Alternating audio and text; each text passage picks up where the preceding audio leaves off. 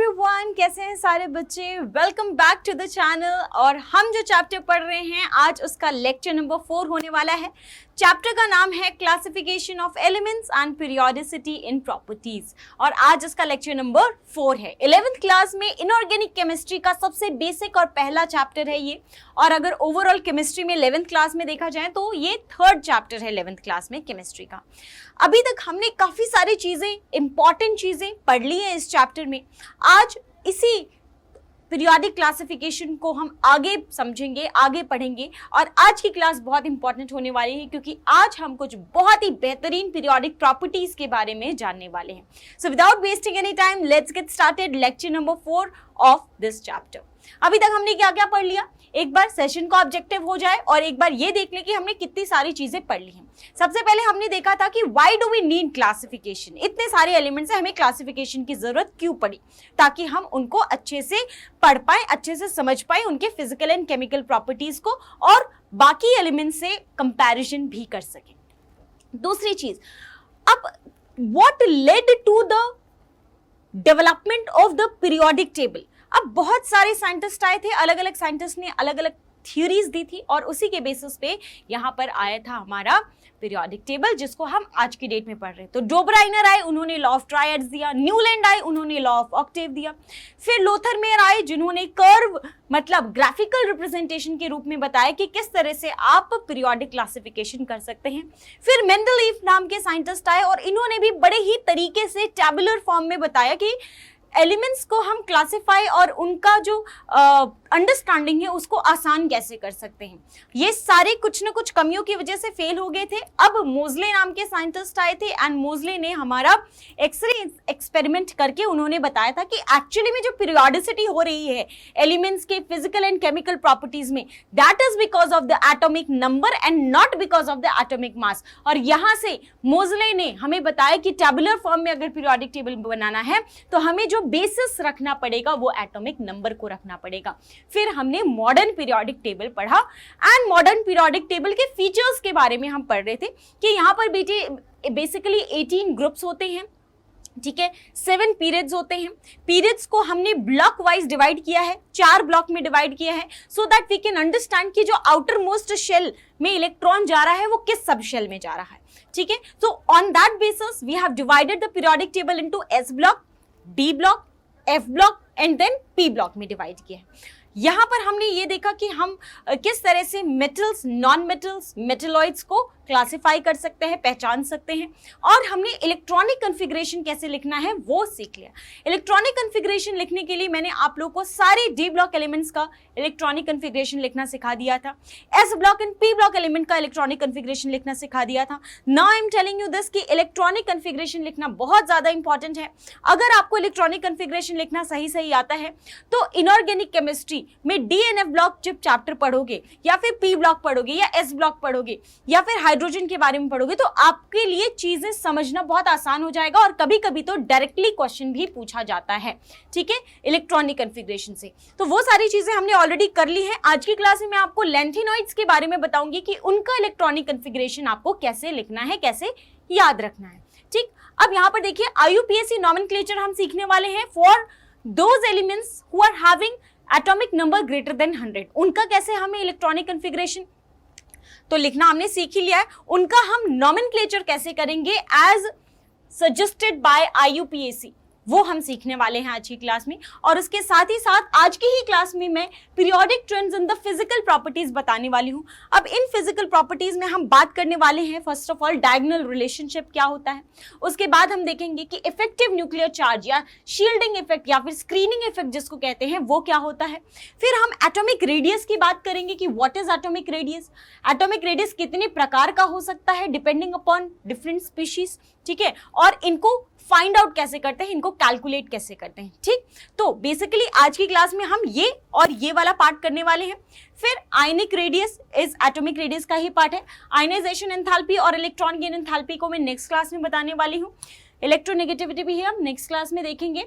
और हम chemical properties में जो पीरियोडिक ट्रेंड है, मतलब अलोंग द पीरियड या डाउन द ग्रुप किस तरह से वेरिएशन आ रहा है ऑक्सीडेशन स्टेट में, वैलेंसी में, केमिकल रिएक्टिविटी में, वो सारी चीजें हम आपको आने वाली क्लासेस में बताएंगे, ठीक है, so this is basically the objective of this class, to understand IUPAC nomenclature for elements who are having atomic number greater than 100. Lanthanoids का हमें इलेक्ट्रॉनिक कॉन्फ़िगरेशन लिखना है, कैसे है वो समझना है। फिजिकल प्रॉपर्टीज में क्या ट्रेंड है हमारे पीरियोडिक टेबल में, ऊपर से जब नीचे जाते हैं या लेफ्ट से राइट जाते हैं, उसमें भी हम बात करने वाले हैं। एटॉमिक रेडियस कितने प्रकार का होता है, कैसे कैसे फाइंड आउट करेंगे। जेड इफेक्टिव क्या होता है, जिसको हम इफेक्टिव न्यूक्लियर चार्ज बोलते हैं। शील्डिंग इफेक्ट या स्क्रीनिंग इफेक्ट क्या होता है, और स्क्रीनिंग कांस्टेंट कैसे कैलकुलेट करना है, वो आज की क्लास पे फोकस रहने वाला है।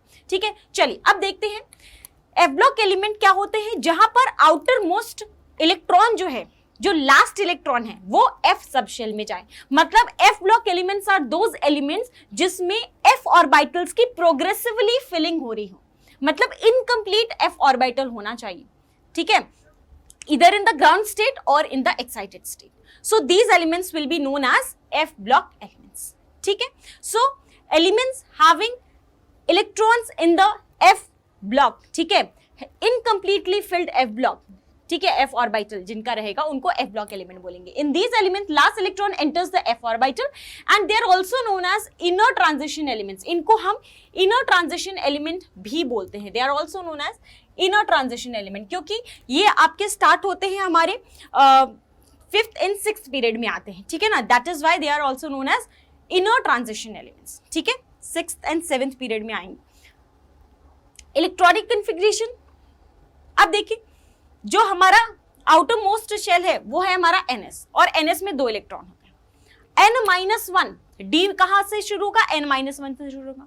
अब D में 0 या फिर 1 इलेक्ट्रॉन होते हैं, और F ऑर्बिटल में 1 से लेके 14 इलेक्ट्रॉन हो सकते हैं, और यहां पर जो प्रिंसिपल क्वांटम नंबर होगा वो उसका N-2। So this is the general electronic configuration। ठीक है, यहां पर आपको एक्सेप्शन भी देखने को मिलेगा। तो जनरल इलेक्ट्रॉनिक कॉन्फ़िगरेशन एक बार फिर से लिखेंगे, देखो आउटर मोस्ट शेल को बोलते हैं N, ठीक है, principal quantum number. N-1 is the outer most shell के अंदर वाला, ठीक है, शेल जिसको हम N-1 या फिर पेनल्टीमेट शेल बोलते हैं, और पेनल्टीमेट शेल के अंदर वाले शेल को हम N-2 से रिप्रेजेंट करते हैं and it is known as anti penultimate shell. तो NS में 2 इलेक्ट्रॉन, N-1D में 1 0 या फिर 1 इलेक्ट्रॉन, और F ऑर्बिटल में 1 से लेके 14 इलेक्ट्रॉन की ऐसे ऐसे प्रोग्रेसिवली फिलिंग होगी। ठीक है, तो इन एलिमेंट्स को बोला जाएगा F block elements. So these elements having this electronic configuration will be known as F block element या फिर इनर ट्रांजिशन एलिमेंट्स। इतनी बात समझ में आ गई। Present below the periodic table इन 2 रोज, नीचे वाले 2 रोज में ये पीरियोडिक टेबल के प्रेजेंट होते हैं, जिसको हम लेंथेनॉइड या एक्टिनॉइड सीरीज बोलते हैं। ठीक है ना, लेंथेनॉइड्स जो होते हैं ये 6th पीरियड, ग्रुप 3 के 6th पीरियड से स्टार्ट होते हैं, और एक्टिनॉइड सीरीज जो होता है ये भी ग्रुप 3 के ही 7th पीरियड से स्टार्ट होता है। ये 6th पीरियड से स्टार्ट हो रहा है और ये 7th पीरियड से स्टार्ट हो रहा है। सो जो लेंथेनॉइड सीरीज है वो हमारा एटॉमिक नंबर 58 to 71 रहता है, और जो एक्टिनॉइड सीरीज है ये शुरू होता है 90 to 103 एटॉमिक नंबर। ठीक है, सो ये एग्जाम में काफी बार पूछा जाता है कि बताइए लेंथेनॉइड सीरीज जो है वो कहां से कहां तक रहते हैं। लेंथेनॉइड सीरीज में लैंथेनम नहीं आता है, ठीक है, और एक्टिनॉइड सीरीज में एक्टिनियम नहीं आता है। Always remember this, lanthanoid series में लेंथेनम नहीं आता है और एक्टिनॉइड सीरीज में एक्टिनियम नहीं आता है। क्यों? क्योंकि वहां पर f ऑर्बिटल में इलेक्ट्रॉन्स ही नहीं होते। अभी जब मैं इलेक्ट्रॉनिक कॉन्फ़िगरेशन लिखना सिखाऊंगी तब हम देखेंगे।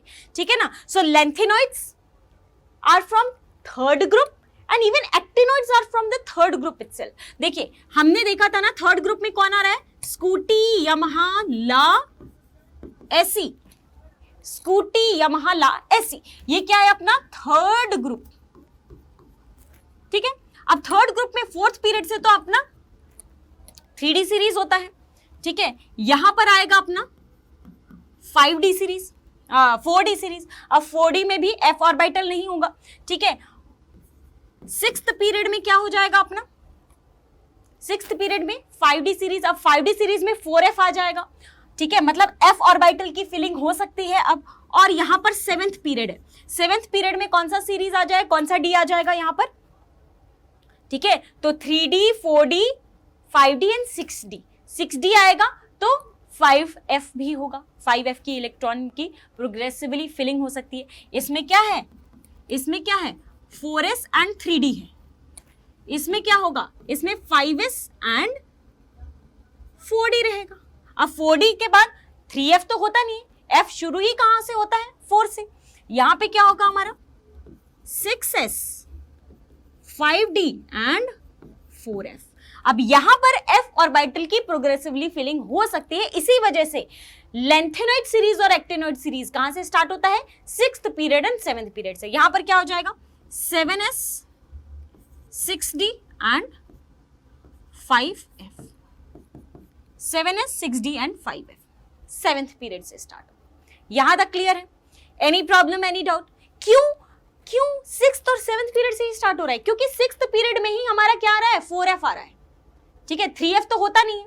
अब आप लोगों को तो पता ही है ना कि 1S 2S 2P 3S 3P 3D 4S 4P 4D and then 4F, मतलब F ऑर्बिटल शुरू ही कहां से होता है, 4 से, ठीक है, वो हमने एटॉमिक स्ट्रक्चर में पढ़ा है कि क्यों 4 से स्टार्ट होता है, ठीक है ना। तो यहां पर इसीलिए 3rd पीरियड और 3rd group and 6th period से हमारा लेंथेनॉइड सीरीज स्टार्ट होगा and 3rd group and 7th period से एक्टिनॉइड सीरीज स्टार्ट होगा। एक्टिनॉइड सीरीज कहां से कहां तक होगा, 90 से 103 atomic number and lanthanoid series होगा हमारा 58 to 70, ठीक है ना, 58 to 71। They have high melting and boiling point, इनमें मेटालिक बॉन्डिंग काफी बढ़िया होती है, जिसकी वजह से इनका मेल्टिंग एंड बॉइलिंग पॉइंट क्या होता है, काफी हाई होता है, ठीक। अब देखिए, अब लेंथेनॉइड सीरीज में कौन आ रहा है, लेंथेनम, लेंथेनम मतलब 57, ठीक है। तो अब 57 को जरा ध्यान से देखेंगे, 57 का जो नियरेस्ट नोबल गैस है वो कौन है, रेडॉन? नहीं, रेडॉन तो 86 होता है, ठीक है। जिनॉन, जिनॉन क्या होता है, 54 होता है। तो xenon will be the nearest noble gas. देखो ना, helium, neon, argon, krypton, xenon and radon. इसका क्या हो जाएगा, एटॉमिक नंबर 2, 10, 18, 36, 54 और 86, यही होता है ना। तो नियरेस्ट नोबल गैस कौन, जिनॉन। अब जिनॉन के बाद मुझे पता है कि ये कौन से पीरियड में स्टार्ट हो रहा है, ये 6th पीरियड में आ रहा है, 6th पीरियड में आ रहा है, तो 6S 5D एंड 4F होना चाहिए।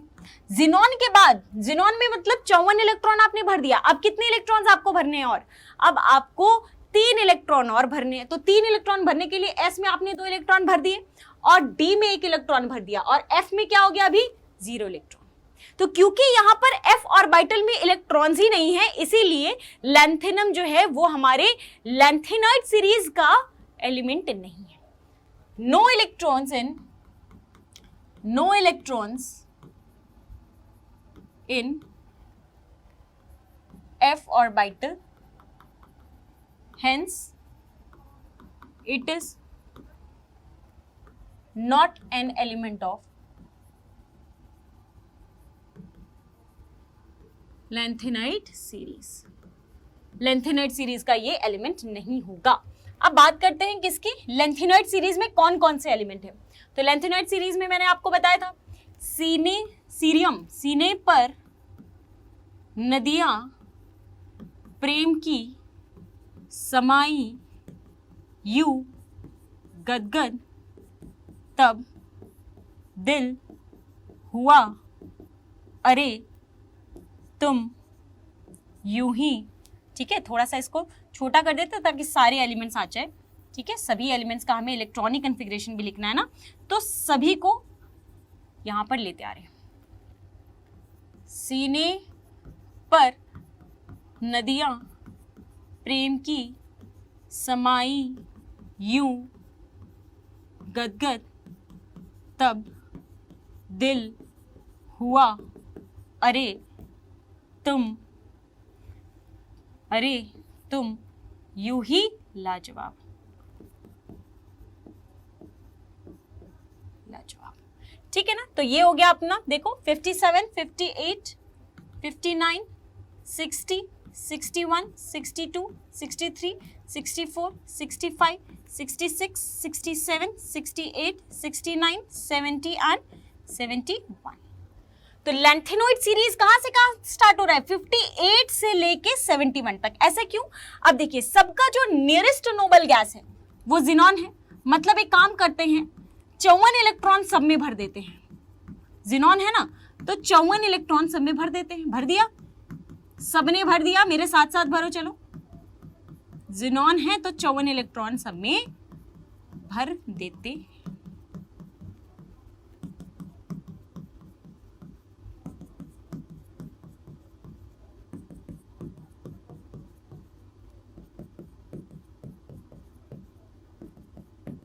सब में आपने ऐसे लिखने का मतलब कि 54 इलेक्ट्रॉन्स भर दिया।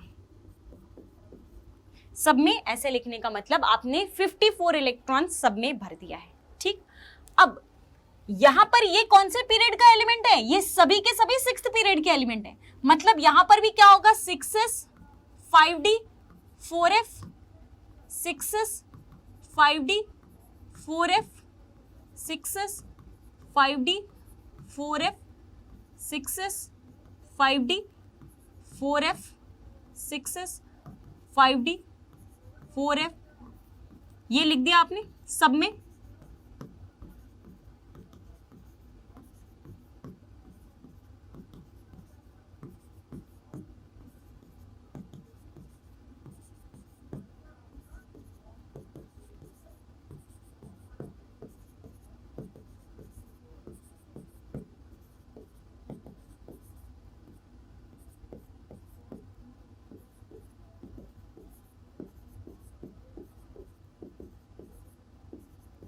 ठीक है, अब ये तो सीरीज सब में फॉलो होगा। अब आगे बात करते हैं कि देखो S के साथ तो कोई दिक्कत नहीं है, S में तो सब में दो दो इलेक्ट्रॉन ही है। जो हमने इसका जनरल इलेक्ट्रॉनिक कन्फिग्रेशन लिखा है, S में तो सब में दो दो इलेक्ट्रॉन है, D और F में लोचा है, D और F में लोचा है। तो चलिए भर देते हैं दो दो इलेक्ट्रॉन सब में। दो इसमें भर दिया, दो इसमें भर दिया, दो इसमें, मतलब ऑलमोस्ट आपने 54 और 2 56 इलेक्ट्रॉन सब में भर दिया। अब तक 56 इलेक्ट्रॉन भरा जा चुका है। अब तक 56 सुना है ना, अब तक 56 इलेक्ट्रॉन आपने भर दिया सब में। अब देखिए 56 इलेक्ट्रॉन भर दिया। अब यहां पर देखो 56 के बाद 2 इलेक्ट्रॉन और भरना है। तो 2 इलेक्ट्रॉन भरने के लिए यहां पर F ऑर्बिटल में इलेक्ट्रॉन आ चुका है, तभी तो यहां पर 1 इलेक्ट्रॉन और यहां पर 1 इलेक्ट्रॉन। ठीक, अब यहां पर क्या होगा? यहां पर देखिए F ऑर्बिटल की अब प्रोग्रेसिवली फिलिंग स्टार्ट हो गई है। F ऑर्बिटल की अब प्रोग्रेसिवली फिलिंग स्टार्ट हो गई है। तो यहां पर अब देखिए, अब F में यहां पर 0, यहां पर 2, कितना कितना हो गया? यहां पर देखिए 56, 57, 58, ठीक है, और यहां पर 59, तो 3 इलेक्ट्रॉन भरना है ना, तो 3 इलेक्ट्रॉन यहां भरा जाएगा। ठीक है, अब यहां पर 0 और 4। आप क्या कीजिए, इसका जो भी इलेक्ट्रॉनिक कॉन्फ़िगरेशन है ना, उसमें से F वाले इलेक्ट्रॉन्स को माइनस कर दीजिए, 56 आना चाहिए। ठीक है, इसको छोड़ के, क्योंकि यहां पर 1 और 1 होगा। बाकी सब में आप F ऑर्बिटल में से अगर माइनस करोगे इसके टोटल एटॉमिक नंबर को, तो 56 आना चाहिए। देखिए 59 minus 3 56, 60 minus 4 56, 61 minus 5 56, 62 minus 6 56, 63 minus 7 अगर करेंगे, देखो 63 माइनस आपने 7 किया, तो माइनस 7 करोगे, माइनस 56 आ रहा है, ये भी सही है। 64 माइनस 8 करोगे, 64 माइनस 8 करोगे तो क्या आ जाएगा आपका? ये आ जाएगा। लेकिन अभी यहां पर एक दिक्कत है कि यहां पर देखो क्या हो रहा है, यहां पर डिस्टर्ब हो रहा है। इसका इलेक्ट्रॉनिक कॉन्फ़िगरेशन जो है उसमें थोड़ा सा डिस्टर्बेंस आ रहा है। मतलब यहां तक तो सही है, देखो यहां तक ठीक है। गैडोलिनियम का जो है ना, ये बहुत इंपॉर्टेंट होता है। यहां तक तो सही है, देखो एफ ऑर्बिटल को अब क्या लग चुका है, चस्का लग चुका है, क्योंकि इसके पास हाफ फील्ड आ गया है। तो ये हाफ फील्ड है तो ये हाफ ही फील्ड में रहना चाहेगा, तो इसलिए ये वाला इलेक्ट्रॉनिक कन्फिग्रेशन, 8 वाला इलेक्ट्रॉनिक कन्फिग्रेशन नहीं शो करना चाहेगा। ये क्या चाहेगा कि यहां पर साथ ही इलेक्ट्रॉन रहें, इसको डिस्टर्ब ना किया जाए और इसमें एक इलेक्ट्रॉन आ जाए, क्योंकि एक बार इसको चस्का लग चुका है किसका, हाफ फील्ड का। अब यहां पर इसको बदलना ही पड़ेगा। देखो 65 माइनस 9 करेंगे तो -9 करेंगे तो बिल्कुल सही बात है, ठीक है, इसमें 0। फिर यहां पर 66 माइनस एफ ऑर्बिटल में कितने इलेक्ट्रॉन आ जाएंगे, 66 माइनस, देखो 6 माइनस करोगे तो 60 होगा, और 6 और 4 10, ठीक है। यहां पर क्या करेंगे 11, ठीक है, 67 माइनस 11 56 हो जाएगा, 12 से माइनस करोगे 56 हो जाएगा, 13 से माइनस करोगे 56 हो जाएगा, 14 से माइनस करोगे 56 हो जाएगा। अब इसको चस्का लग चुका है किसका, फुल फील्ड का। तो फुल फील्ड का अगर चस्का लग चुका है तो यहां पर भी 14 ही होगा और यहां पर 1 आ जाएगा, तो 15 माइनस करेंगे तो देखो आए। तो ये है आपको यहां पर ध्यान देने की जरूरत। कहां कहां ध्यान देने की जरूरत है मैं आपको बता देती हूं। ध्यान देने की आपको जरूरत है पहले तो यहां पर कि लेंथेनॉइड जो होता है, ठीक है, लेंथेनम जो होता है वो लेंथेनॉइड सीरीज में नहीं आता। पहली बात तो कि लेंथेनॉइड जो है सीरीज जो है उसमें लेंथेनम नहीं आता, पहला आपको ये ध्यान देना है। दूसरा आपको ध्यान देना है कि सीरियम में अब पहली बार इलेक्ट्रॉन आया है तो यहां पर डी में 1 रहेगा और एफ में 1 रहेगा, और गैडोलीनियम में क्या होगा, यहां पर ये अपना स्टेबल इलेक्ट्रॉनिक कॉन्फ़िगरेशन दिखाना चाहता है और उसी चक्कर में ये डी में 1 और एफ में 7 रहेगा। और यहां पर देखा जाए तो ल्यूटनियम में भी यही हाल होगा। तो यहां पर आपको 3 चीजों का ध्यान देना है, 3 चीजों का आपको ध्यान देना है। बाकी आप इलेक्ट्रॉनिक कॉन्फ़िगरेशन लिख के देख सकते हैं कि जो भी एटॉमिक नंबर है उसमें से एफ ऑर्बिटल वाले इलेक्ट्रॉन्स को माइनस करोगे तो 56 आना चाहिए। इन तीनों को छोड़ के जितने भी इलेक्ट्रॉनिक कॉन्फ़िगरेशन में आप देख रहे हो उनमें से टोटल एटॉमिक नंबर में से एफ ऑर्बिटल को माइनस कीजिए, ठीक है, सीरियम को छोड़ दीजिए। देखो 59 minus 3, 60 minus 4, 61 minus 5, 62 minus 6, 63 minus 7, यहाँ पर देखो 65 माइनस 9, सब में क्या आ रहा है आपका 56 आ रहा है, क्योंकि 2 इलेक्ट्रॉन आपके एस में आपने भर दिए और जिनॉन लिखने का मतलब आपने 54 इलेक्ट्रॉन ऑलरेडी भर दिया। तो ये हो जाएगा हमारा पूरा का पूरा सीरीज ऑफ लेंथेनॉइड, ठीक है। ध्यान किस में देना है आपको, लेंथेनम में देना है ध्यान, सीरियम में ध्यान देना है, गैडोलीनियम से बहुत बार क्वेश्चन पूछा जाता है, और ल्यूटेटियम में ध्यान देना है, ल्यूटेटियम में ध्यान देना है, ठीक है ना। इसमें एफ में इलेक्ट्रॉन ही नहीं है, इसमें एफ में 1 इलेक्ट्रॉन है, इसमें एफ में 7 इलेक्ट्रॉन और डी में 1, और इसमें भी एफ में 14 और डी में 1, ठीक है। तो ये ध्यान दे देंगे। अब आते हैं एक्टिनॉइड सीरीज में। तो एक्टिनॉइड सीरीज में देखो कोई आज सच कोई hard and fast rule follow नहीं हुआ है। आप देखेंगे यहां पर सिर्फ इतना पता है कि एक्टिनॉइड्स में जो एक्टिनियम होता है ये हमारा एक्टिनॉइड सीरीज में नहीं आता है। क्यों नहीं आता है, तो जरा एक्टिनियम को देखा जाए, यहां पर यहीं पर समझा देती हूं। एक्टिनियम को देखा जाए तो एक्टिनियम का क्या होता है 89। अब 89 इलेक्ट्रॉनिक कॉन्फ़िगरेशन आपको भरना है। नियरेस्ट नोबल गैस क्या होता है, रेडॉन होता है, तो रेडॉन आपने क्या भर दिया 86 इलेक्ट्रॉन्स भर दिए। अब यहां पर ये क्या है, देखो 7 पीरियड का ग्रुप है ना, 7th पीरियड का ये सीरीज है, तो ये हो जाएगा 7s के बाद 6d और 6d के बाद 5f। 3 इलेक्ट्रॉन और भरना है आपने, 86 इलेक्ट्रॉन यहां भर दिया, 3 इलेक्ट्रॉन और भरना है, तो 2 इलेक्ट्रॉन तो इसमें चला गया और 1 इलेक्ट्रॉन इसमें आ जाएगा और इसमें 0, मतलब यहां पर 5f में इलेक्ट्रॉन्स ही नहीं है। और जब इलेक्ट्रॉन्स ही नहीं है 5f में तो ये किस तरह से एक्टिनॉइड सीरीज में आ जाएगा। So actinium is not in the actinoid series. Actinoid series start कहां से होता है, थोरियम से लेके लॉरेंसियम तक, थोरियम से लेके लॉरेंसियम तक हमारा एक्टिनॉइड सीरीज होता है, ठीक है। सो 90, 91, 92, 93, 94, 95, 96, 97, 98, 99, 100, 1, 2, 3, मतलब 90 से लेके 103 तक हमारा क्या होता है, 90 से लेके 103 तक हमारा एक्टिनॉइड सीरीज होता है। 90 से लेके 103 तक हमारा एक्टिनॉइड सीरीज होता है। यहां तक क्लियर है, क्लियर है। चलो भाई, अब इलेक्ट्रॉनिक कॉन्फ़िगरेशन इसका मैंने बताया कि कोई हार्ड एंड फास्ट रूल नहीं होता है।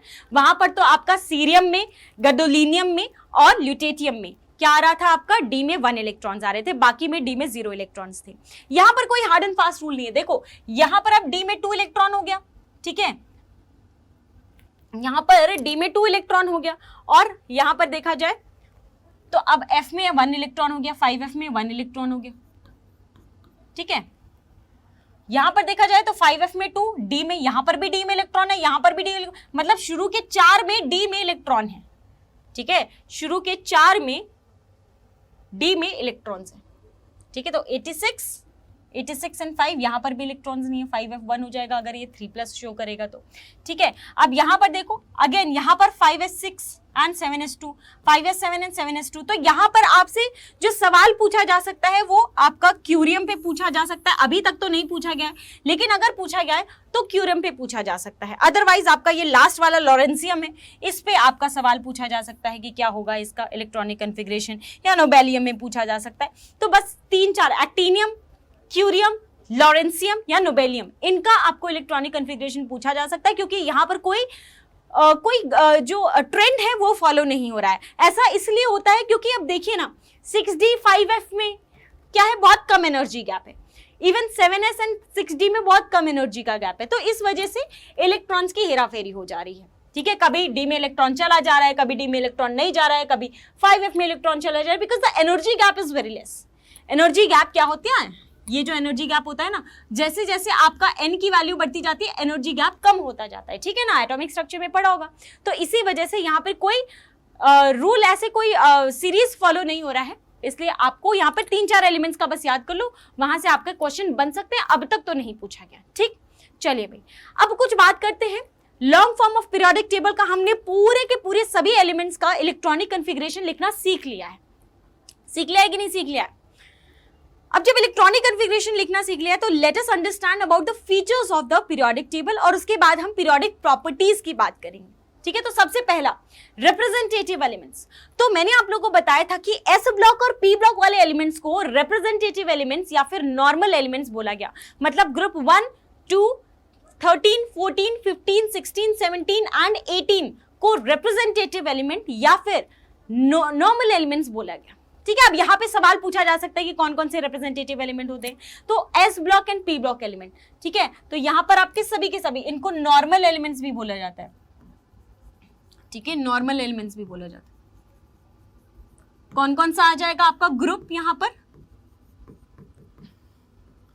1, 2, 13, 14, 15, 16, 17 एंड इवन 18। कई बार आपको ऑप्शन में 18 नहीं दिया होगा और आप गलती से सही आंसर टिक मार के आ जाओगे। 18th ग्रुप भी हमारा रिप्रेजेंटेटिव एलिमेंट्स में ही आता है। सारे के सारे S block and P block elements are representative elements या नॉर्मल एलिमेंट्स। ट्रांजिशन एलिमेंट्स किसको बोला जाएगा, ट्रांजिशन एलिमेंट बोला जाता है जिनमें इलेक्ट्रॉन्स क्या हो रहे हैं हमारे, इनकम्प्लीटली फिल्ड डी ऑर्बिटल में जा रहे हैं, ठीक है। So those elements having incompletely filled d orbital either in the ground state or in the excited state are known as transition elements। और यहीं पर अगर मैं d ब्लॉक एलिमेंट पूछूं तो d ब्लॉक एलिमेंट्स कौन से हो जाएंगे, जिसमें इलेक्ट्रॉन्स, जो लास्ट इलेक्ट्रॉन है वो d ऑर्बिटल में जा रहा है, वो d ब्लॉक एलिमेंट हो जाएगा, ठीक है। और ट्रांजिशन एलिमेंट में क्या हो जाएगा डिफरेंस, जिसमें इनकम्प्लीटली फिल्ड d ऑर्बिटल हो, ठीक है। दोनों में डिफरेंस है। ट्रांजिशन एलिमेंट्स में इनकम्प्लीटली फिल्ड d ऑर्बिटल होना चाहिए, या तो ग्राउंड स्टेट में या एक्साइटेड स्टेट में, जबकि हमारा जो ये होता है डी ब्लॉक एलिमेंट, अगर last electron D subshell में जा रहा है तो वो डी ब्लॉक एलिमेंट हो जाएगा, ठीक है। तो यहां पर हमारा डी ब्लॉक एलिमेंट, ठीक है, valence shell and penultimate shell both are incomplete, इधर द वैलेंस शेल और penultimate shell both are incomplete, तो वो हमारे ट्रांजिशन एलिमेंट्स हो जाएंगे। ऐसे डी ब्लॉक एलिमेंट जिसमें वैलेंस शेल और पेनल्टीमेट शेल मतलब n-1 वाला शेल क्या हो, इनकम्प्लीटली फिल्ड हो, या तो ग्राउंड स्टेट में, either in the ground state, यहां पर इसको पूरा कर लेंगे, either in the ground state और इन एक्साइटेड स्टेट। तो ऐसे एलिमेंट्स को बोला जाएगा ट्रांजिशन एलिमेंट्स। और ट्रांजिशन एलिमेंट्स कौन कौन से होते हैं, हमारे ग्रुप 3 से लेके ग्रुप 11 तक। अब आप बोलोगे कि मैम ग्रुप 12 वाले ट्रांजिशन एलिमेंट नहीं होते हैं क्या, नहीं। ग्रुप 12 वाले में देखा जाए तो जिंक, कैडमियम, Hg में हमारा क्या है, zinc, cadmium, Hg are not transition elements, क्योंकि यहां पर आपका क्या है NS2 एंड ND10। तो ग्राउंड स्टेट में भी यही हमारा इलेक्ट्रॉनिक कॉन्फ़िगरेशन है, कंप्लीटली फिल्ड डी ऑर्बिटल है। और इवन अगर ये एक्साइटेड स्टेट में जाता है तो ये क्या शो करता है, Zn+2। ये क्या शो करेगा, कैडमियम+2। ये क्या शो करेगा, Hg+2। तो इवन अगर ये एक्साइटेड स्टेट में भी जाता है ना, तो भी ये क्या होता है हमारा,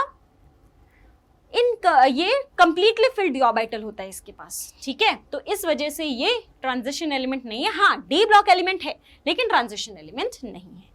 अब बात करते हैं इनर ट्रांजिशन एलिमेंट्स। तो इनर ट्रांजिशन एलिमेंट्स में हमारा पूरा का पूरा जहां पर इलेक्ट्रॉन्स f ऑर्बिटल में आ रहे हैं उनको इनर ट्रांजिशन एलिमेंट्स बोला जाएगा। फॉर एग्जांपल ग्रुप 3 का लेंथेनॉइड एंड एक्टिनॉइड सीरीज से हमारा इनर ट्रांजिशन एलिमेंट पूरे स्टार्ट हो जाते हैं। एफ ब्लॉक एलिमेंट्स बोला जाता है इसमें क्योंकि वैलेंस इलेक्ट्रॉन, जो लास्ट इलेक्ट्रॉन है, they are entering into F subshell. Penultimate shell, anti penultimate shell are incomplete, या तो NS या फिर N-1D या फिर N-2F, ठीक है, यही होता है ना। इन तीनों में से कोई भी अगर इनकम्प्लीट हो तो वो f ऑर्बिटल होगा, ठीक है ना। So hence they are known as f block element या फिर inner transition element. Transition element के अंदर वाले साइड में पाए जाते हैं, मतलब 6th एंड 7th पीरियड में पाए जाते हैं। Clear, right. चलो भाई, अब बात करते हैं हमारे पीरियोडिक टेबल में metals, non metals as well as metalloids आप इजीली देख सकते हो। और मेटल्स जो हैं वो नॉन मेटल से वेरीफाई कर सकते हो, आप उनको अलग अलग कर सकते हो। कैसे? By metalloid. जो जिगजैग पैटर्न में आपको एलिमेंट्स दिखाई देते हैं वो होते हैं हमारे metalloids. So there are basically 7 metalloids in our periodic table. There are 7 metalloids in our periodic table. So they are metals, they are generally present on the left hand side of the periodic table. right hand side में अगर आप देखोगे तो आपको generally क्या मिलेगा, ठीक है। मैं अगर ऐसे देखूं तो ये मेरा राइट हो जाएगा, ये मेरा लेफ्ट हो जाएगा। तो लेफ्ट हैंड साइड में मेटल्स, राइट हैंड साइड में नॉन मेटल्स, और उनको बाइफरकेट किसने किया है, मेटेलॉइड्स ने किया है। Left hand side of the periodic table they are generally solid, they are malleable, ductile and they act as conductors, they are good conductors, ठीक है ना। तो ये होते हैं कुछ मेटल्स की खासियत। हमारे पीरियोडिक टेबल में राइट हैंड साइड में क्या होते हैं, मेटेलॉइड्स भी होते हैं। राइट हैंड साइड में आपको मेटेलॉइड्स देखने मेटेलॉइड्स भी होते हैं और नॉन मेटल्स भी होते हैं, ठीक है। Non metals they are present on the right hand side of the periodic table. They can be solid, liquid और गैस। मेटेलॉइड्स की बात करें तो मेटल्स और नॉन मेटल्स को कौन कौन बाइफरकेट कर रहा है, मेटेलॉइड कर रहा है, ठीक है। तो यहां पर क्या हो जाएगा, हमारे मेटेलॉइड्स हो जाएंगे। अब मेटेलॉइड्स कौन कौन से होते हैं, देखिए, सिलिकॉन, जर्मेनियम, आर्सेनिक, एंटीमनी, ठीक है। यहां पर आप ऐसे देख सकते हैं, इधर मैं बता देती हूं।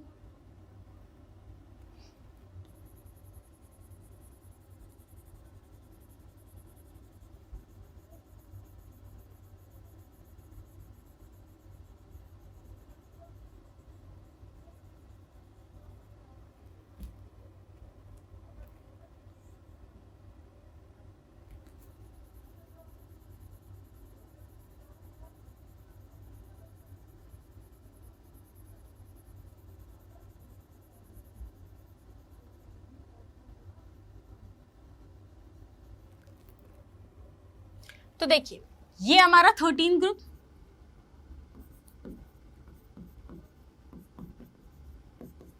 ठीक है। ये 14 ग्रुप, ये है 15 ग्रुप,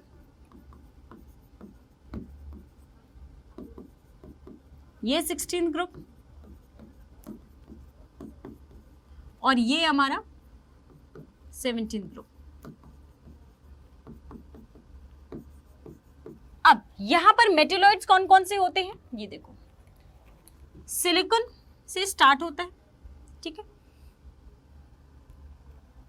सिलिकॉन, आर्सेनिक, ठीक है, सिलिकॉन जर्मेनियम, ठीक, आर्सेनिक,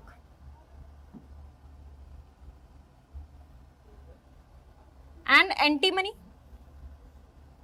ठीक, 1 2 3 4, tellurium and polonium 5 6, and astatine. यहां पर एस्टेटाइन नहीं लिखा है, आप यहां पर पोलोनियम, ठीक है, 1 2 3 4 5, और यहां पर आप टेलुरियम के बाद पोलोनियम एंड एस्टेटाइन, ये भी क्या होते हैं, हमारे मेटलॉइड्स होते हैं अकॉर्डिंग टू योर NCERT। ठीक है, so these are your metalloids, always remember, क्योंकि यहां से काफी बार सवाल पूछा जाता है और हमें नहीं आता क्योंकि हमने किसी और बुक से पढ़ा होगा या फिर उसमें गलत आंसर गिवन होगा। तो देखिए, सिलिकॉन जर्मेनियम होता है हमारा, ओके, आर्सेनिक एंटीमनी होगा, टेलुरियम एंड पोलोनियम होगा and acetylene होगा। So there are total 7 metalloids in the periodic table. Always remember that there are total 7 metalloids in the periodic table. और ऐसे zigzag पैटर्न में आप देख सकते हैं, zigzag पैटर्न में ये क्या है, अलग किए हुए हैं from metals and non metals. अब यहाँ वाले साइड क्या हो गया हमारे, देखो बोरॉन को छोड़ दिया जाए तो यहाँ वाले साइड में सारे मेटल्स हैं और ये वाला क्या है, पूरा नॉन मेटल। ठीक है, तो क्लियर है कौन कौन से होते हैं मेटलॉइड्स, फिर से देखेंगे मेटलॉइड्स कौन कौन से होते हैं, हमारा सिलिकॉन जर्मेनियम, ठीक है, फिर नीचे बगल वाले ग्रुप में आर्सेनिक एंड एंटीमनी, फिर उसके बगल वाले ग्रुप में टेलुरियम एंड पोलोनियम, एंड सबसे लास्ट वाले ग्रुप में हमारा astatine. Silicon germanium, arsenic antimony, tellurium polonium and astatine. इस पे कोई बहस नहीं कर सकते हम, क्योंकि एनसीईआरटी में यही चीज गिवन है कि यही हमारे 7 metalloids of the periodic table. Polonium को कई लोग बोलते हैं कि मेटल होता है, रेडियो एक्टिव होता है, हाँ होता है, लेकिन इसके पास कुछ नॉन मेटालिक कैरेक्टर भी होता है जिसकी वजह से ये मेटलॉइड में आए। सिमिलरली एस्टेटाइन भी रेडियो एक्टिव होता है, तो आप बोलोगे मैम ये मेटल होगा, हाँ मेटल तो है, लेकिन इसके अंदर कुछ नॉन मेटल्स के भी कैरेक्टरिस्टिक्स है जिसकी वजह से ये मेटलॉइड में आता है। ठीक है ना, तो ये चीज याद रहेगी एवरीवन।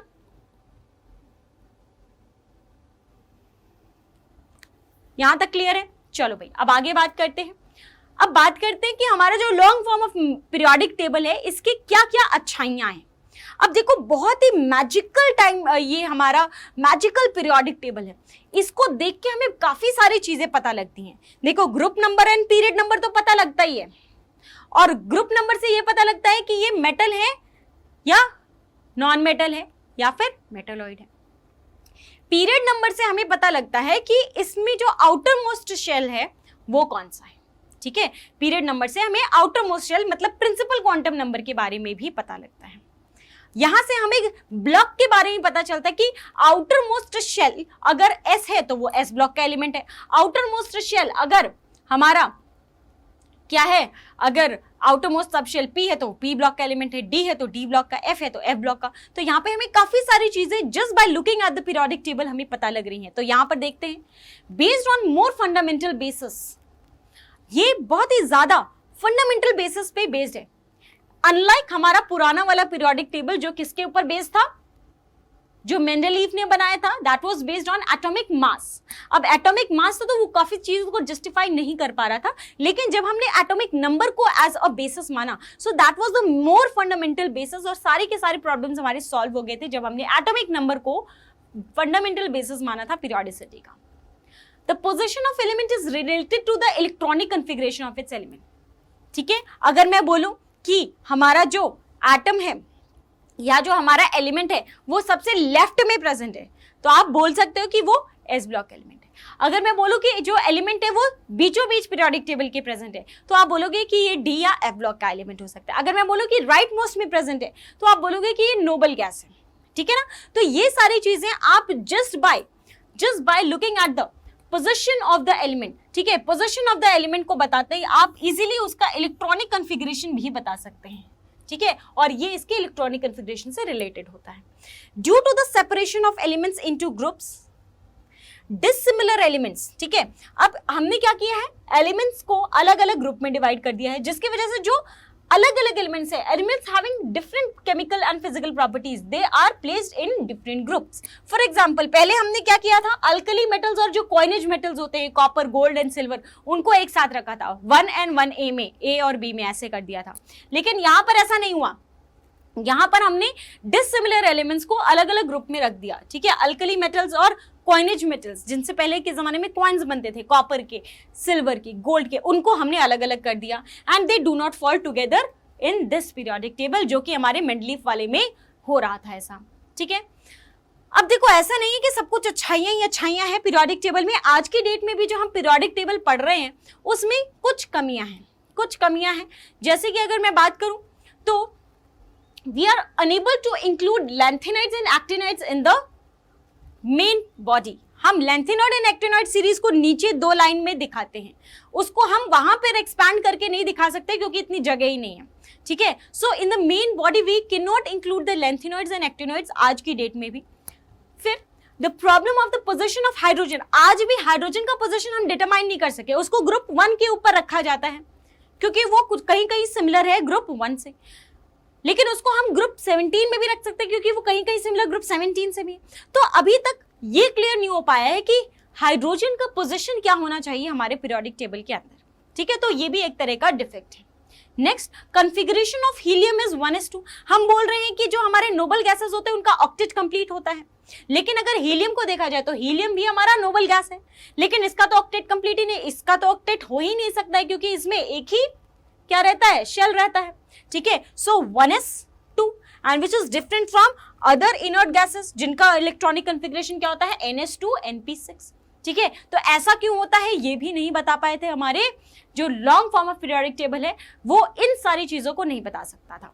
तो स्कूल लेवल एग्जाम में आपका ये तरह का सवाल पूछा जा सकता है कि बताइए कि क्या है merits and demerits of long form of periodic table. तो आप इस क्वेश्चन को पॉइंट वाइज लिखोगे तो आपको अच्छा नंबर मिल सकता है, ठीक है ना। अब देखिए वेरी वेरी इंपॉर्टेंट पॉइंट, अब देखिए क्या हुआ कि नए नए एलिमेंट्स डिस्कवर हो रहे थे। अब जब नए नए एलिमेंट्स डिस्कवर हो रहे थे तो धीरे धीरे कंपटीशन बढ़ता जा रहा था क्योंकि देखो साइंस एंड टेक्नोलॉजी तो एडवांस होती जा रही थी, कंपटीशन बढ़ता जा रहा था। कभी कभी क्या हो रहा था कि एक ही एलिमेंट 2 कंट्रीज क्या कर दे रहे थे, डिस्कवर कर ले रहे थे या फिर लैबोरेटरी में एक ही टाइम पे बना दे रहे थे। अब उस एलिमेंट का नाम क्या रखें, ठीक है। अब मान लो अमेरिका ने कर लिया उस एलिमेंट का डिस्कवरी, तो अमेरिका बोलेगा कि हम अपने साइंटिस्ट के नाम पे रखेंगे या हम अपने कंट्री के बेसिस पे इसका नाम रखेंगे। और मान लीजिए रशिया ने कोई डिस्कवर कर लिया तो रशिया बोलेगा कि हम अपने साइंटिस्ट का नाम रखेंगे या हम अपने कंट्री का नाम रखेंगे। तो यहां से क्या होने लगा, साइंटिस्टों में कंफ्लिक्ट होने लगे इस वजह से, ठीक है। तो बीच में कौन आया, IUPAC मतलब international union of pure and applied chemistry. So it is a union, it is an institution, it is an organization जो यूनिट्स डिसाइड करता है। जो कोई भी एलिमेंट अगर डिस्कवर होता है तो उसका नाम डिसाइड करता है। तो IUPAC ने बोला कि लड़ो मत, हम क्या कर देते हैं, एक स्टैंडर्डाइज फॉर्मेट बता देते हैं जिसके बेसिस पे हम एलिमेंट्स का नॉमेनक्लेचर करेंगे, ऐसे एलिमेंट्स जिनका 100 से ज्यादा एटॉमिक नंबर हो। 100 से ज्यादा क्यों, क्योंकि 100 से पहले वाले का तो हमने नाम पहले रख दिया था, वो तो बहुत पहले ही डेवलप हो गए, वो तो पहले ही डिस्कवर हो चुके थे, तो उनका नाम तो हमने रख दिया था।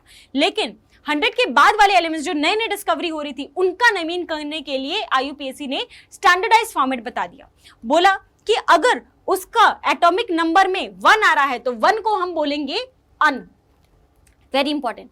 अगर उसके एटॉमिक नंबर में, अब एटॉमिक नंबर क्या हो सकता है, 101, 102, 103, 104, 105, ऐसे ही होगा ना, 106, 107, 108, 109, 1110, फिर 1111, 112, 113, 114, 115। अब जो नए एलिमेंट्स डिस्कवर हो रहे थे उनका एटॉमिक नंबर कुछ ऐसा ही आ रहा था, ठीक है। एटॉमिक नंबर वाइज हमें क्या कर रखना है, उसको प्लेस करना है हमारे पीरियोडिक टेबल में। तो IUPAC ने क्या बोला कि अगर एटॉमिक नंबर में 0 आ रहा है, 0, तो 0 को हम बोलेंगे निल, निल बटे सन्नाटा। 0 को क्या बोलेंगे, निल। अब यही आपको याद रखना है, 0 को क्या बोलेंगे बच्चा, निल बोलेंगे। और निल को एब्रीवेशन फॉर्म में कैसे रिप्रेजेंट करेंगे, N से। ये भी आपको पता होना चाहिए, निल बोलेंगे 0 को, और 0 को रिप्रेजेंट कैसे करेंगे, N से, N for nil, okay. Similarly अगर एटॉमिक नंबर में 1 आ रहा है तो 1 को हम बोलेंगे अन, ठीक है। 1 को 1 नहीं बोलेंगे, 1 को बोलेंगे अन, और अन का रिप्रेजेंट करेंगे उसका पहला लेटर दैट इज U से। अगर एटॉमिक नंबर में 2 आ रहा है तो 2 को बोलेंगे बाय, और बाय को रिप्रेजेंट करेंगे B से। अगर एटॉमिक नंबर में 3 आ रहा है तो 3 को बोलेंगे ट्राई, और ट्राई को रिप्रेजेंट करेंगे T से। अब अगर 4 आएगा तो आप बोलोगे मैम टेट्रा बोलेंगे, बोल सकते थे टेट्रा, लेकिन रिप्रेजेंट कैसे करते, T से। होगी ना, यहाँ पर कॉन्फ्लिक्ट आ गया ना T और T का। तो हमने बोला कि हम 4 को टेट्रा बोलेंगे ही नहीं, हम 4 को क्वाड बोलेंगे, ठीक है। क्वाड्रिलेटरल, क्वार्टर सुना है ना, तो ये 4 को बोला जाता है, क्वाड मतलब 4। तो अगर एटॉमिक नंबर में 4 आ रहा है तो हम क्या बोलेंगे, उसको क्वाड बोलेंगे, और क्वाड को रिप्रेजेंट करेंगे किससे, क्यू से। अगर 5 आ रहा है एटॉमिक नंबर में तो उसको हम बोलेंगे पेंट, पेंट बोलेंगे, ठीक है, पैंट नहीं, पेंट, पेंट मतलब एब्रिविएशन में पी लिखेंगे। 6 आ रहा है तो 6 को हम हेक्सा बोलते हैं, तो हेक्स बोलेंगे, और हेक्स को रिप्रेजेंट करेंगे किससे, हेक्स को रिप्रेजेंट करेंगे एच से। Very good. और अगर एटॉमिक नंबर में 7 आ रहे तो आप बोलोगे मजे से मैम हम हेप्ट बोलेंगे, बोल लो भाई हेप्ट, लेकिन रिप्रेजेंट कैसे करोगे, रिप्रेजेंट करने में होगी ना हालत खराब, रिप्रेजेंट एच से करोगे क्या, एच से तो हेक्स हो चुका है। तो अब साइंटिस्टों ने बोला कि हम हेक्स नहीं बोलेंगे, हम इसको सेप्ट बोलेंगे, 7 को हम सेप्ट बोलेंगे और रिप्रेजेंट करेंगे एस से। सिमिलरली 8 आएगा तो हम बोलेंगे उसको ऑक्ट, क्या बोलेंगे, ऑक्ट, और ऑक्ट को कैसे रिप्रेजेंट करेंगे, ओ से, ठीक। और अगर 9 आएगा तो 9 को हम बोलेंगे एन, 9 को अन नहीं बोलेंगे क्योंकि अन मतलब क्या हो चुका है, 1, तो हम बोलेंगे एन, एन, एन को रिप्रेजेंट करेंगे ई से। तो फिर से मेरे साथ बोलिए, 0 को क्या बोलेंगे बच्चे, यहां पर लिखिए। अब अगर आप पेपर लेकर बैठे हैं, नोटबुक लेकर बैठे तो साथ साथ में लिखो, क्योंकि पिछले हर साल से, ये 2020 से ये जो प्रथा थी ये चालू हुई थी कि यहां से सवाल पूछे जाते थे। तो बच्चों को मैंने बोला भी था स्टार्टिंग में, जब 2020 का एग्जाम हो रहा था तो मैंने बच्चों को बोला था कि भाई ये चीज कभी नहीं पूछा गया, ये पूछा जा सकता है तो इसको पढ़ लो। बच्चों ने ध्यान नहीं दिया और एग्जाम में आ गया था, यही चीज आ गई थी कि इसका नाम क्या होगा, ठीक है। और सिमिलरली 2022 में भी यही हुआ है, एग्जाम में इसी के ऊपर बेस्ड एक क्वेश्चन आया है, ठीक है ना। तो क्या लिखेंगे, नोटबुक लीजिए और मेरे साथ साथ लिखिए जैसे जैसे मैं बोल रही हूँ। 0 को बोलेंगे ये छोड़ दो, ये भूल जाओ, इसको भूल जाओ थोड़ी देर के लिए, यहां पे लिखो। 0 को बोलेंगे नील, 1 को बोलेंगे अन, 2 को बोलेंगे बाय, 3 को बोलेंगे ट्राई, 4 को क्या बोलेंगे, क्वाड बोलेंगे, क्वाड बोलेंगे, 5 को बोलेंगे पेंट, 6 को बोलेंगे हेक्स, 7 को बोलेंगे सेप्ट, 8 को बोलेंगे ऑक्ट एंड 9 को बोलेंगे एन। अब देखिए जितने भी नाम होते हैं, जितने भी नाम होते हैं, जैसे कि हीलियम हो गया, या फिर हम बोल सकते हैं किसका, हीलियम हो गया हमारा, ठीक है, और जितने भी नाम होते हैं उसमें स्कैंडियम हो गया, टाइटेनियम हो गया, ठीक है, वेनाडियम हो गया, सीरियम हो गया, क्यूरियम हो गया, ये सब में IUM आ रहा है लास्ट में।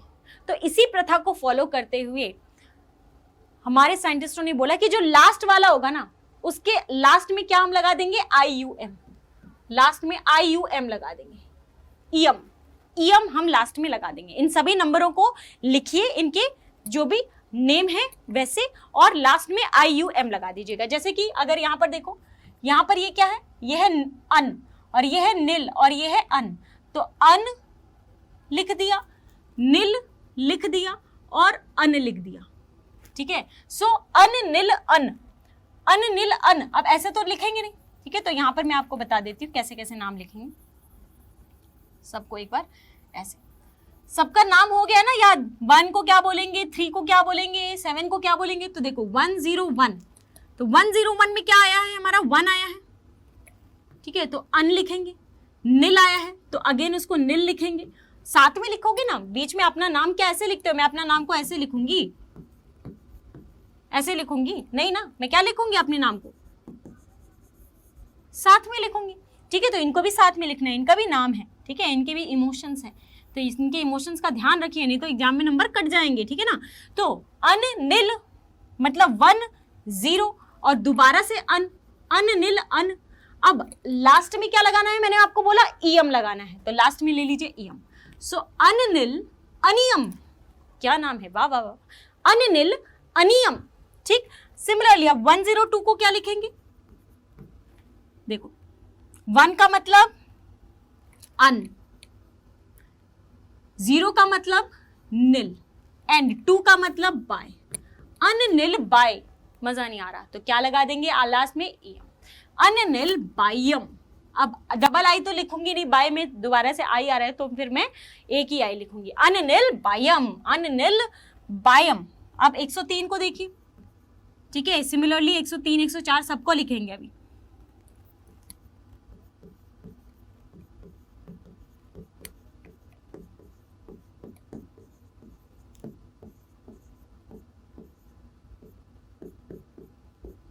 चलो यहां तक लिख लेते हैं। ये क्या हो जाएगा, अन नील ट्राई, अननील 103 ईएम लगा देंगे लास्ट में। यहां पर अन नील एंड क्वाड, अब लास्ट में क्या लगा सकते हैं, ईएम, अननील क्वाडियम। यहां पर क्या हो जाएगा, अन नील, यहां पे पेंट, अननील पेंट टीएम। यहां पर हो जाएगा अन नील और ये हो जाएगा हेक्सियम, अननील हेक्सियम। यहां पे हो जाएगा अन नील, अन नील और यहां पर क्या हो जाएगा, सेप्ट, क्योंकि 7 मतलब सेप्ट होता है, तो अननील सेप्टियम। ये हो जाएगा अगेन अन नील और ये ऑक्ट है तो ऑक्टियम। ये क्या हो जाएगा, अन नील और 9 का मतलब क्या होता है, एनियम, और यही सवाल आया था, यही सवाल आया था आपके 2022 के नीट एग्जाम में। अननील एनियम होगा, ये एनियम, एन का जो स्पेलिंग होगा वो ENN होगा, ENN होगा, ठीक है ना। और ये हो जाएगा अन नील, नील नहीं लिखेंगे क्योंकि 1 के बाद 1 है, तो अन और नील, अन नीलियम बोलेंगे इसको। इसको क्या बोलेंगे, अन 1 अन अनियम। इसको क्या बोलेंगे, अन बायम। समझ में आ गया कैसे नॉमेनक्लेचर करना है। तो ये तो हो गया इनका IUPAC नॉमेनक्लेचर, ये इनका क्या हो गया, IUPAC नॉमेनक्लेचर। अब इनका ऑफिशियल नेम भी होता है, ठीक है ना, तो मैंने बोल दिया था लास्ट में आप IM लगा देंगे, ठीक है। अब ये हो गया इनका, ये इनका IUPAC का नॉमेनक्लेचर, इनका IUPAC नेम है, लेकिन इनका ऑफिशियल नेम भी है। ऑफिशियल नेम आप कहां से आया, ऑफिशियल नेम आया है कि कौन से साइंटिस्ट ने डेवलप किया है या किस कंट्री में डेवलप हुआ है, तो उनको एक तरह से सम्मान देने के लिए हमने जितने भी नए एलिमेंट्स हैं उनके नाम पे लिख दिया, ठीक है ना। अब यहाँ पर आपका कोई भी तरीका नहीं है याद करने का, लेकिन मैं फिर भी बता देती हूँ कि जो 101वां एलिमेंट आया था वो हमने मेंडलीव को सम्मानित करने के लिए लिखा था, तो इसलिए 101वां एलिमेंट दैट इज अननील अनियम को हमने मेंडलीवियम बोल दिया। क्या बोल दिया, मेंडलीवियम। क्या बोल दिया, मेंडलीवियम, ठीक है। तो मेंडलीवियम को रिप्रेजेंट करेंगे MD से। सिमिलरली 102वां एलिमेंट हमने नोबेलियम बोला और NO से रिप्रेजेंट किया। लॉरेंसियम को हमने LR से रिप्रेजेंट किया। रदरफोर्ड को सम्मानित करने के लिए हमने RF किया। जर्मनियम को DB, सिबॉर्जियम को SG, बोहरियम को BH, हास्नियम को HS, मेटेरियम को MT, डर्मस्टेडियम को DS एंड रोएंजेनियम को RG, और यहाँ पर इसको हमने कॉपरनीसियम, ये जो हमारा 112वां एलिमेंट है उसको कॉपरनीसियम भी बोला है हमने, ठीक है ना, तो वो लिख लेना। अभी जो न्यू एडिशन आई है NCERT की उसमें कॉपरनीसियम मेंशन्ड है, ठीक है। तो कैसे याद रखोगे, मद नो लर रफ दब, ठीक है, ठीक है, मद नो लर रफ दब, ठीक है। फिर यहाँ पर हसमत, यहाँ पर BH सिबॉर्जियम और BH को याद रखना, ठीक है, हसमत 10 RG, ठीक है। तो ऐसे याद रख सकते हो, मद नो लर तो याद हो जाएगा मेंडलीवियम, नोबेलियम एंड लॉरेंसियम, मद नो लर, ठीक है। अब ये हो गया 101, 102, 103। अब इसके बाद आता है हमारा रदरफोर्डियम, रदरफोर्डियम के बाद आएगा हमारा जर्मनियम, जर्मनियम के बाद आएगा सिबॉर्जियम, सिबॉर्जियम के बाद बोहेरियम, बोहेरियम के बाद आएगा, ठीक है, ये आएगा हसमत, हसमत मतलब हास्नियम एंड मेटेरियम, ठीक है। उसके बाद डर्मास्टेडियम एंड देन रोएंजेनियम एंड देन कॉपरनीसियम। तो ये आपको याद करना पड़ेगा बाय हुक और बाय क्रुक। यहाँ पर अभी कोई निमोनिक इसका डेवलप नहीं हुआ है तो आपको याद ही रखना पड़ेगा और कोई ऑप्शन नहीं है, ठीक है ना। चलिए अब आगे बढ़ते हैं और कुछ पीरियोडिक प्रॉपर्टीज की हम बात करते हैं। तो पीरियोडिक प्रॉपर्टीज में हम शुरुआत करेंगे किससे, फिजिकल प्रॉपर्टी से। शुरुआत हम करने वाले हैं फिजिकल प्रॉपर्टीज से। तो फिजिकल प्रॉपर्टीज में हमें काफी सारी चीजें समझनी है, सीखनी है, और बहुत ही बेसिक से स्टार्ट करेंगे, क्या होता है, उनका प्रॉपर्टी का मतलब क्या होता है, along the period down the group जाते हैं तो क्या वेरिएशन आता है, और अगर कोई प्रॉपर्टी को हम कैलकुलेट कर सकते हैं तो किन किन मेथड से कैलकुलेट करेंगे वो भी हम समझेंगे। तो फिजिकल प्रॉपर्टीज में हम शुरुआत करेंगे, सबसे पहले समझेंगे कि what is basically diagonal relationship. अब आपने नाम सुना होगा डायगोनल रिलेशनशिप का, तो ये डायगोनल रिलेशनशिप क्या है इसके बारे में हम जानेंगे। डायगोनल रिलेशनशिप को जानने के बाद हम बात करेंगे इफेक्टिव न्यूक्लियर चार्ज की। इफेक्टिव न्यूक्लियर चार्ज की बात करेंगे, और इफेक्टिव न्यूक्लियर चार्ज के साथ ही साथ, ठीक है, इसको हम Z इफेक्टिव से डिनोट करते हैं, और यहीं पर हम समझेंगे कि शील्डिंग इफेक्ट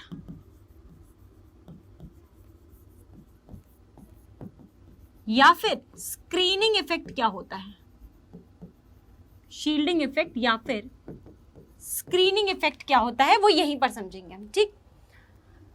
फिर हम बात करेंगे किसकी, एटॉमिक रेडियस की, कि एटॉमिक रेडियस क्या होता है, along the period down the group ये कैसे चेंज होता है, और एटॉमिक रेडियस का हम यहां पर देखेंगे टाइप्स सबसे पहले, ठीक है। टाइप्स देखें कितने प्रकार के रेडियस होते हैं, ठीक है, किसी भी एटम के अंदर, किसी भी एलिमेंट के अंदर किस किस प्रकार का रेडियस हो सकता है उसकी बात करेंगे, ठीक है। और यहाँ पर हम शील्डिंग इफेक्ट के साथ साथ स्क्रीनिंग कांस्टेंट एक चीज होगी जिसको हम कैलकुलेट करना सीखेंगे, यहाँ पर लिख लेंगे, स्क्रीनिंग कांस्टेंट को कैलकुलेट करना सीखेंगे, इसके बेस्ड कैलकुलेशन। वैसे एग्जाम में नहीं पूछा जाता है, लेकिन कभी कभी हमें पता नहीं कि कोई सरप्राइज क्वेश्चन आ जाए, तो इसलिए हम वो सारी चीजें पढ़ते हुए चलेंगे, ठीक है ना। स्क्रीनिंग कांस्टेंट देखेंगे, shielding effect, screening effect basics से देखेंगे, कैसे ये चेंज होता है, कैसे ये इफेक्टिव होता है वो देखेंगे।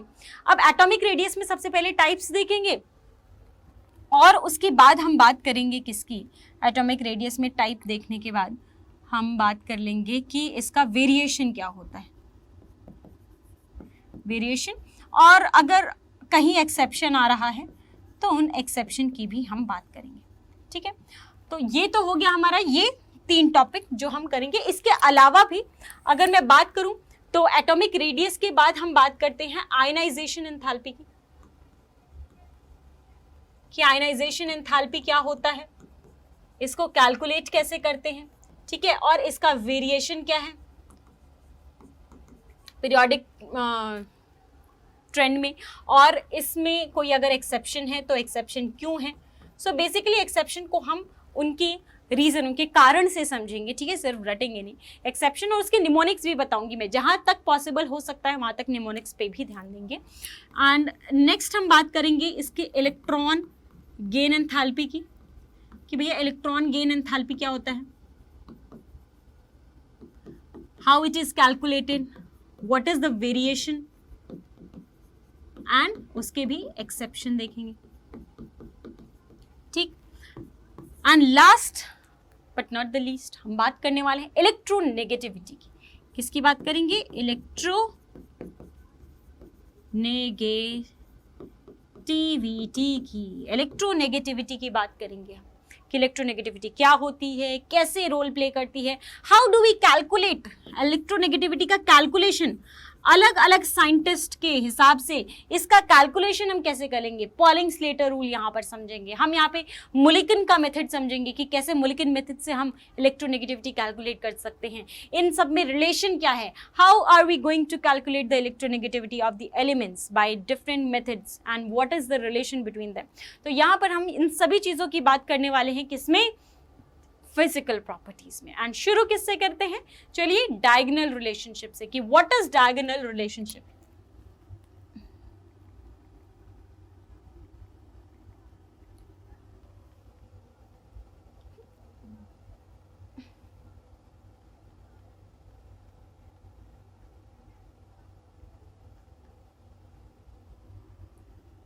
तो चलिए शुरू करते हैं हम किससे,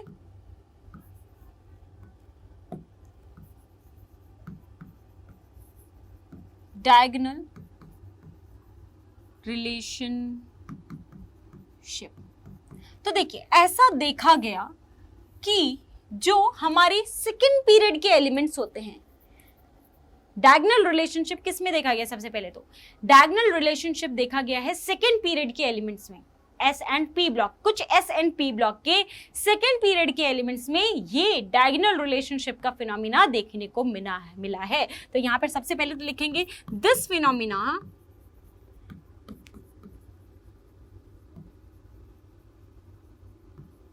is observed in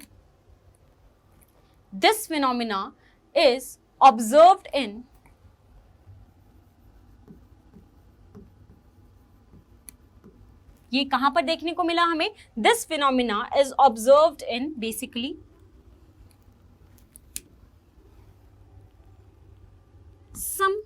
सभी नहीं, some second period element,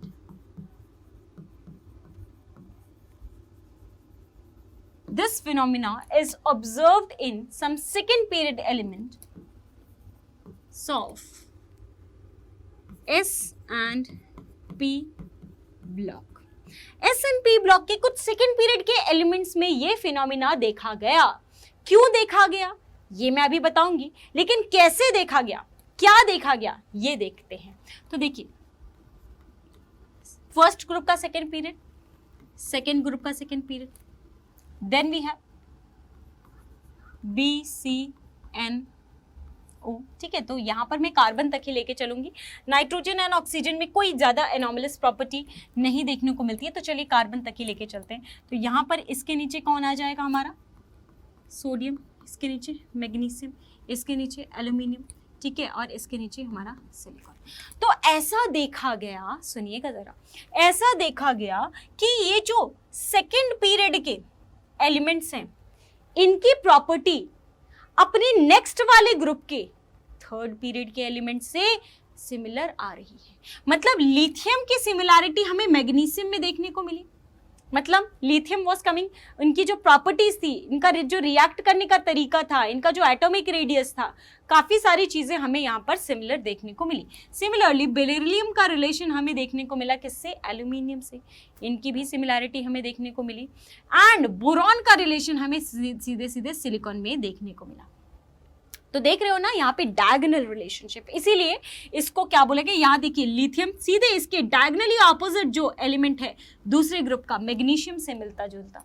beryllium का जो रिलेशन है वो सीधा सीधा एल्यूमिनियम से मिलता जुलता, बेरिलियम का जो रिलेशन है वो सीधा सीधा एल्यूमिनियम से मिलता जुलता। एंड बोरॉन का जो रिलेशन है वो सीधा सीधा सिलिकॉन से मिलता जुलता पाया गया, सिलिकॉन से मिलता जुलता पाया गया। ठीक, अब ऐसा क्यों हो रहा है? सबसे पहले तो ऐसा क्यों हो रहा है? Why is this happening? तो ये तो हमने देखा कि what is happening basically, what is diagonal relationship, what is diagonal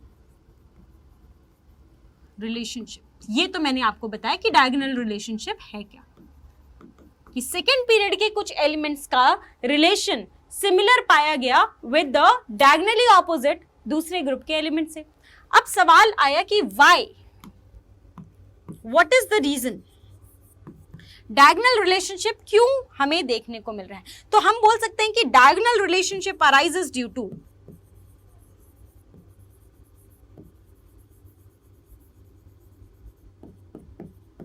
diagonal relationship arises due to, किन वजहों से डायगोनल रिलेशनशिप हो रहा है? क्योंकि अगर देखा जाए तो पहला पॉइंट अगर मैं बोलूं तो यहां पर जो एटम का साइज है लिथियम और मैग्नीशियम में, बेरिलियम और एल्यूमिनियम में, एंड बोरॉन एंड सिलिकॉन में जो एटम का साइज है वो ऑलमोस्ट सिमिलर है due to the similar atomic size, due to similar atomic size आप यहां पर बोल सकते हैं, to similar atomic size. Atomic size इनका सिमिलर था। दूसरी बात, यहां पर जो इलेक्ट्रोनेगेटिविटी थी ना इनकी, वो भी सिमिलर थी ड्यू टू सिमिलर इलेक्ट्रोनेगेटिविटी। इनकी जो इलेक्ट्रोनेगेटिविटी थी वो भी क्या आ रही थी? सिमिलर आ रही थी। ठीक, और तीसरी बात तीसरी बात हमें ये क्यों देखने को मिला, क्योंकि यहाँ पर इन जो एलिमेंट्स का पोलराइजिंग पावर है। अब what is polarising power?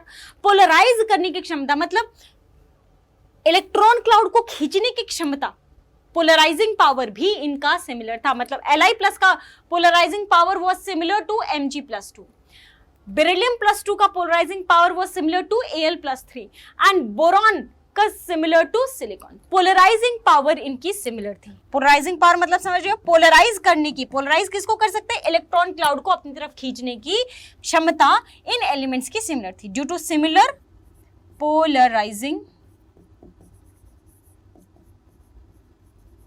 Power, due to similar polarising power हमें यहां पर क्या देखने को मिल रहा है? Diagonal relationship. तो ऐसा हमें देखने को मिलता है कहां पर? कुछ S और P ब्लॉक एलिमेंट्स में, ठीक है। सेकेंड पीरियड के एलिमेंट्स की सिमिलैरिटी होती है थर्ड पीरियड की दूसरे उसके जस्ट नेक्स्ट एडजेसेंट वाले ग्रुप के एलिमेंट से। रीजन मैंने बता दिया, atomic size, electronegativity and polarising power. तो इस तरह के क्वेश्चन आपको एग्जाम में पूछे जा सकते हैं कि which of the following is not the reason for diagonal relationship? Electron gain enthalpy similar, या फिर इलेक्ट्रोनेगेटिविटी सिमिलर, या फिर बोल देगा आपको सिमिलर एटॉमिक साइज, या फिर पोलराइजिंग पावर सिमिलर। तो इसमें क्या हो जाएगा रीजन? आयनाइजेशन। आयनाइजेशन एंथैल्पी को कोई लेना देना नहीं है डायगोनल रिलेशनशिप से। So these three are related to your diagonal relationship. Diagonal relationship से सीधा सीधा लेना देना इसी का है, ठीक। अब यहां पर देखें,